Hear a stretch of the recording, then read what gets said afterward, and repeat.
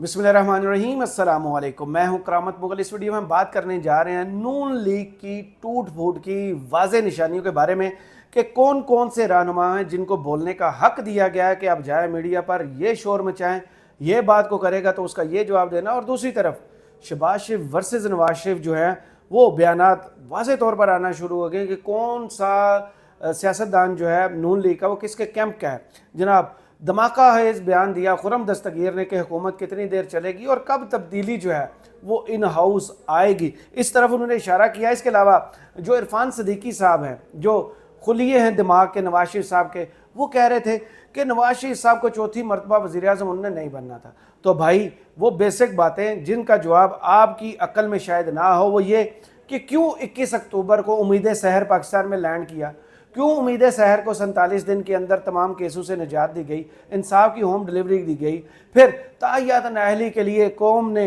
अपने पैसों से सुप्रीम कोर्ट के तवस्सुत से इश्तिहार छापा गया कि कौन है जो ताहियात नाअहल है, वो आए हमारे पास, उसकी ताहियात नाअहली हम ख़त्म करते हैं। उसके बाद पूरा जोर लगाकर जलसों में पोस्टर बॉय को आधा निकाब उड़ाकर ले जाया गया कि जगह जगह उन्होंने मोटरवेज मांग की।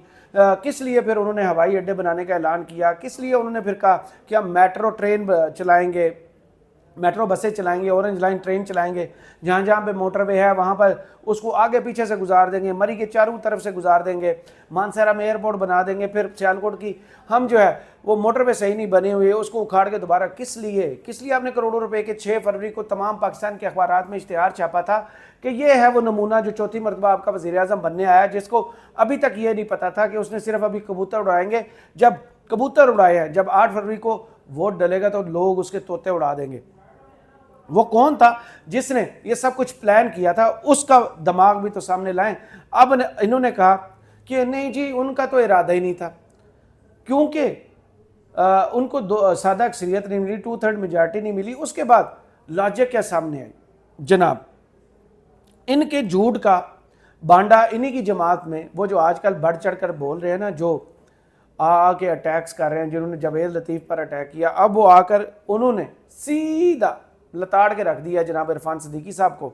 और वो क्या कहते हैं, उन्होंने कहा कि इरफान सदीकी साहब गलत कह रहे हैं, नवाज शरीफ का तो नवाज शरीफ ने ही वज़ीर आज़म बनना था, वही हमारे उम्मीदवार थे, क्योंकि हमें सादा अक्सरियत नहीं मिली तो बाबूजी नाराज़ हो गए।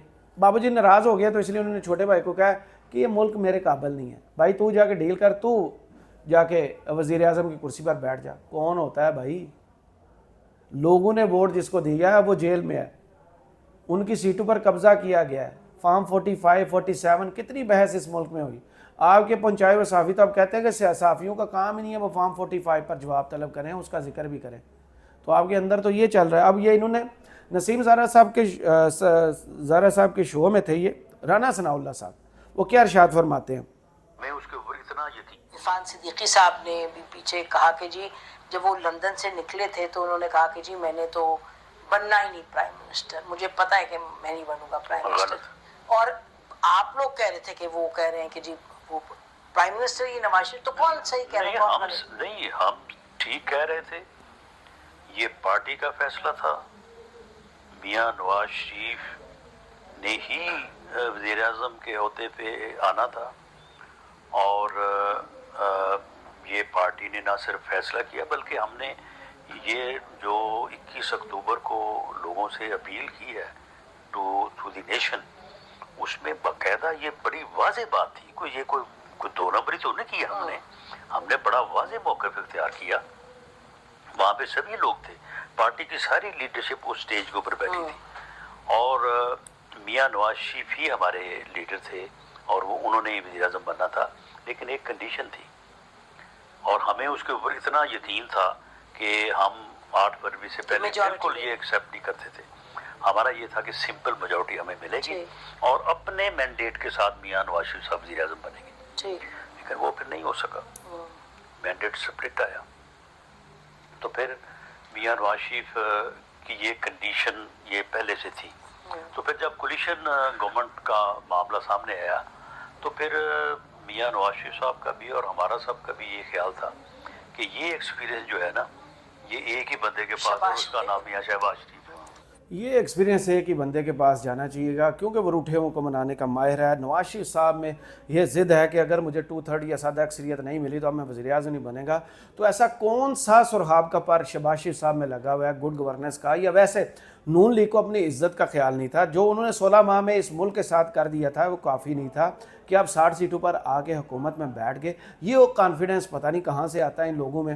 جس بندے کی سیٹیں اس ملک میں سب سے زیادہ تھی اس کی پارٹی اپوزیشن میں ہے اور جن کی پارٹی تیسرے نمبر کی تھی ان کی حکومت بنی ہوئی ہے. اور اب ان کے راز جو ہے وہ اگل کے سامنے آ رہے ہیں, باہر آ رہے ہیں کہ جناب نواز شریف صاحب کو تو 2/3 میجارٹی نہیں ملی, سادہ اکثریت نہیں ملی, تو انہوں نے کہا کہ میں تو نہیں اتحادی حکومت کا حصہ بنتا, نہ اس کی سربراہی لیتا, مجھے تو چاہیے بھائی جان وہ حکومت جس میں ساری کی ساری میری پارٹی ہو.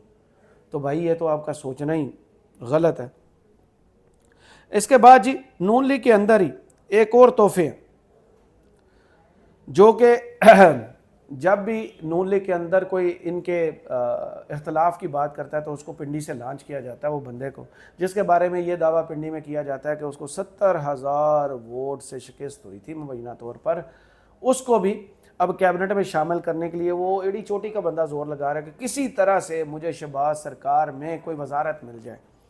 جناب انہوں نے اٹیک کیا ہے ماضی میں, انہوں نے محسن نقوی جو کہ انہی کے ووٹوں کے اوپر سینیٹر بن کے آئے ہیں, اختلافات شروع کیے تھے کہ مرضی کے افسران نہیں دیں گے, نہ سہیل اشرف کو دیں گے, نہ علی ناصر رضوی کو دیں گے. اب 29 مارچ سے آئی جی اسلام آباد نہیں ہے تو شنید یہی ہے کہ یہ جو الیکشن ضمنی تھے یہ بنیاد بنائی گئی تھی کہ ان کے بعد ان کو ریلیز کریں گے. تو اب پنجاب حکومت راضی ہو گئی ہے محسن نقوی کی اس ڈیمانڈ پر کہ یہ جو آئی جی جو ہے نا یہ پنجاب سے آپ لے جائیں اور اس کو وفاق میں آپ آئی جی کے عہدے پر بٹھا لیں.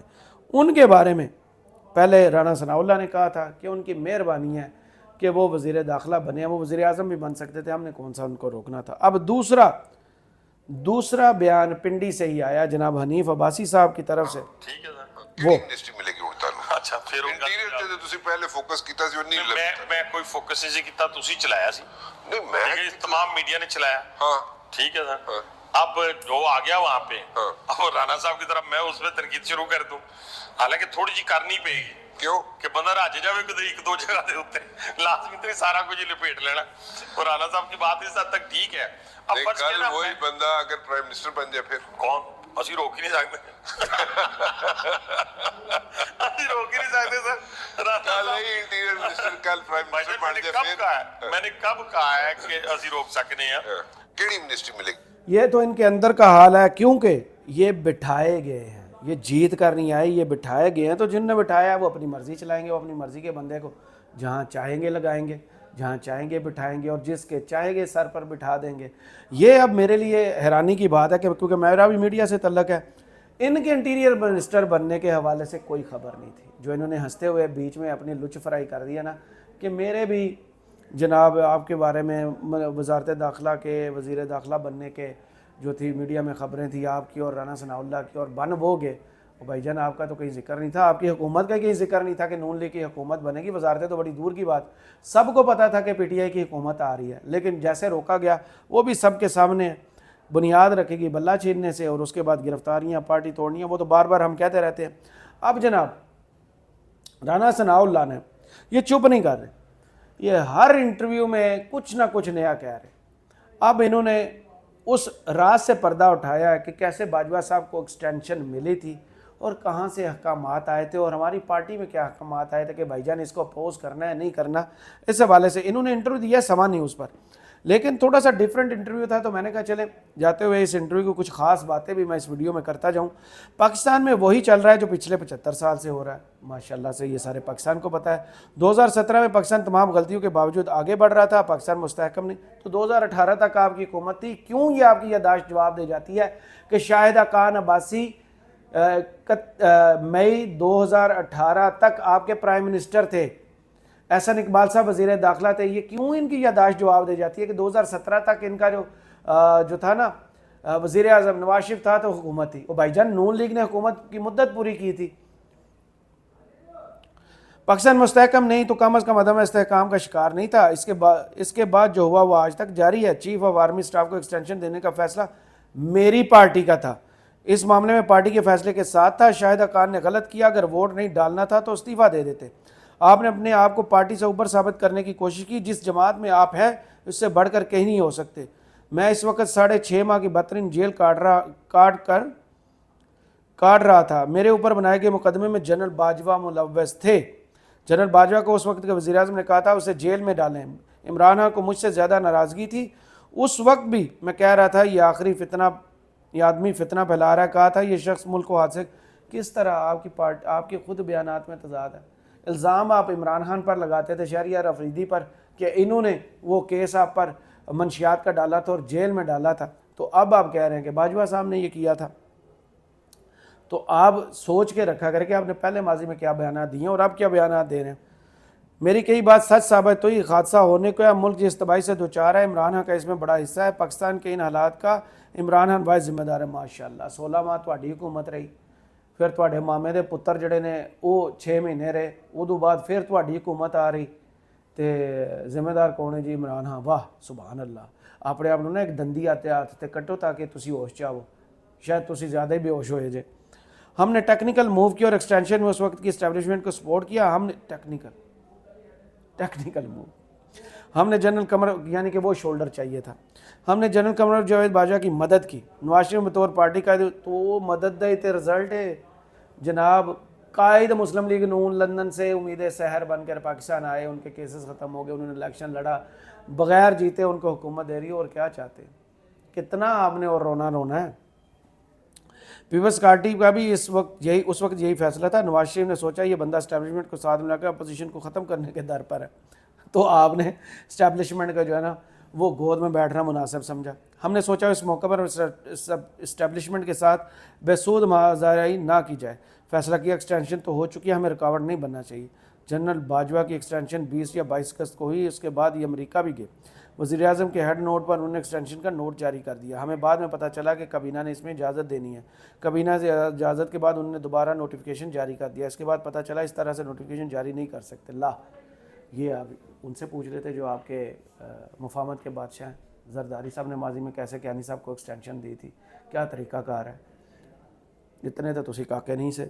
کابینہ کی اجازت کے بعد اس نے صدر مملکت کے پاس جانا تھا. 2 سے 3 بار ایسا ہونے کے بعد کورٹ نے نوٹس لیا. کورٹ نے کہا ایکسٹینشن ہو رہی ہے, اس کا قانون کدھر ہے. قانون نے اسے سپریم کورٹ نے اس کو لیگلائز کیا تھا. اس کے بعد پتہ چلا ملٹری ایکٹ میں اس بارے میں کوئی چیز موجود نہیں ہے. عدالت تو پھر قانون کی کہاں خلاف ورزی ہوئی آپ کے بیان کے مطابق. عدالت نے کہا اس معاملہ پر آپ قانون سازی کریں. ایکسٹینشن کے معاملے پر قانون سازی میں ہم کیا رکاوٹ ڈالتے نہ رکاوٹ. پھر باجوہ صاحب کا نام آپ لیتے کہ آپ کی حکومت کو انہوں نے یہ جنرل فیض نے گھر بھجوایا تھا. آپ کے بیانات کدھر ہیں؟ ان بیانات کو دوبارہ ذہن پہ زور ڈال کے یاد کیجئے. ہم نے یہ قانون سازی کی. وزیر اعظم کو اختیار ہے, وہ ایکسٹینشن دے سکتا ہے. عمران خان منتخب وزیر اعظم تھے. زومانی گفتگو نہیں کرتا, اسے بنا دیا جاتا ہے. ساڑھی غلطی ہو گئی ہے. یہ بات کسی تناظر میں کی ہوگی. ہماری طرف سے عوام میں اس طرح کا سلوگن نہیں دیا تھا. ہمیں اس بات کا کوئی نقصان نہیں. ہمیں اس بار ان کی اسٹیبلشمنٹ ووٹ نہیں ملا, وہ ہمارے خلاف گیا ہے. ہم کبھی بھی پرو اسٹیبلشمنٹ نہیں اور نہ اس کے کردار کو تسلیم کیا. واہ, آپ کی اپنی باتوں میں تضاد ہے رانا صاحب. سستا چھڑ دیو. یہ ایک حادثہ ہو گیا. عمران اسٹیبلشمنٹ کا پروجیکٹ تھا. عمران خان نے ملک کو سیاسی لوچ سوئی ہوتی اٹکی. ڈر اسے بندہ تھا کہ جو کچھ ہے عمران خان, جو بھی قصور ہے عمران خان کا. اسٹیبلشمنٹ کی گود میں آپ بیٹھے اپنے بیان کے مطابق. باجوہ صاحب کو آپ نے اپروچ کیا آپ کے بیان کے مطابق. نون لنک کا ہم نے اینٹی اسٹیبلشمنٹ نہیں جا رہا تھا. ووٹ کو عزت دو, آپ نے گھر رکھ لیا. وہ میں بات ادھر کر نہیں سکتا کہ ووٹ کو عزت دو. پھر کس نے جاری کیا تھا, کیوں اینٹی اسٹیبلشمنٹ. وہ پھر نواز شریف نے گجرانوالہ میں تقریر تو باقاعدہ باجوہ صاحب کی اجازت سے, یہ ماں بدولت مجھے اجازت ہے, میں نے آپ کے خلاف تقریر کرنی ہے. تو یہ کس کو آپ الو بنا رہے ہیں. یہ قوم بہت آگے نکل چکی ہے. آپ کے ان بیانات سے نا مزید جو ہے وہ آپ کی نالائکی جو ہے نا وہ سامنے آئے گی. 2018 کا الیکشن چوری کیا گیا اور عمران کو اقتدار. جی سبحان اللہ. مسلط ہونے کے بعد اس نے اسٹیبلشمنٹ کا اپوزیشن کو نہیں چھوڑوں گا. چاہیے یہ تھا عمران خان سب کو ساتھ لے کر چلتا, ہم بھی چلنے کو تیار تھے. ساتھ لے کر چلتا, ہم بھی چلنے کو تیار تھے. اسمبلی فلور پر اپوزیشن لیڈر شہباز شریف نے کہا ہم آپ کے ساتھ چلنے کو تیار ہیں. شہباز شریف نے کہا ہمارے ساتھ بڑی زیادتی ہوئی لیکن ملک کی خاطر ساتھ چلنے کو تیار ہیں. عمران خان نے کہا اپوزیشن کو ختم کرنا ہے, بالکل نہیں چھوڑوں گا. اس بات پر عمران خان اسٹیبلشمنٹ کی لڑائی شروع ہوگی. اسٹیبلشمنٹ نے اس معاملے پر اس کا ساتھ نہیں دیا. اسٹیبلشمنٹ کا ساتھ نہ دینے پر ہمارے ان کے بارے میں جذبات نرم ہو گئے.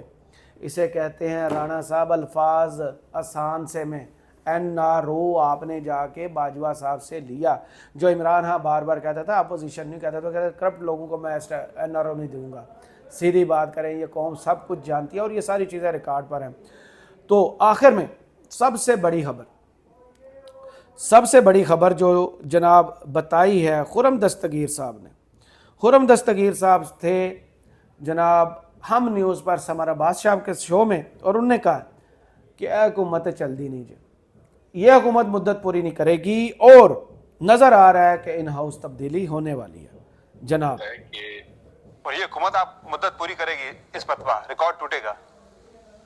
Are you confident about it? جی نہیں، ابھی تک جو پچھلی 3 حکومتوں کا ریکارڈ ہے وہ تو یہی کہتا ہے کہ پارلیمان اپنی مدت پوری کرے گی. حکومت کے بارے میں کچھ حتمی بات نہیں کی جا سکتی. اس کی کیا وجہ ہے سر؟ کیوں آپ کو کانفیڈنس نہیں ہے کہ حکومت مدت پوری کرے گی؟ جی دیکھیے، یہی ہے کہ ہو سکتا ہے اسی کولیشن کے اندر سے کوئی تبدیلی آئے یا کچھ ایسے معاملات اٹھے پاکستان میں، چونکہ ایسے گمبھیر معاملات ہیں جیسے دہشت گردی ہے جو پچھلے سال اتنی تیز نہیں تھی، آج بہت تیز ہے اور مستقل اس میں اضافہ ہو رہا ہے. جب اس طرح کے ایشوز اٹھتے ہیں اور چیلنجز سامنے آتے ہیں تو پھر بھی تغیر آ سکتا ہے.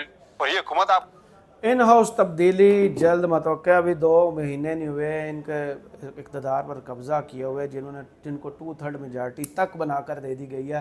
اب انہی کے پڑھے لکھے جو ہیں گجرانوالہ سے جناب خرم دستگیر صاحب، جنہوں نے سب سے پہلے اپنے مخالف کو مبارکباد دی تھی اور کہا تھا کہ مجھے آپ نے بہت اچھا الیکشن آپ نے لڑا اور مجھے آپ نے ہرایا، اب وہ کیا کہہ رہے ہیں کہ یہ حکومت نہیں چلے گی، یہ کمپنی نہیں چلے گی، شہباز شریف کی بہت جلد چھٹی ہو جائے گی اور ان ہاؤس تبدیلی بہت جلد متوقع ہے.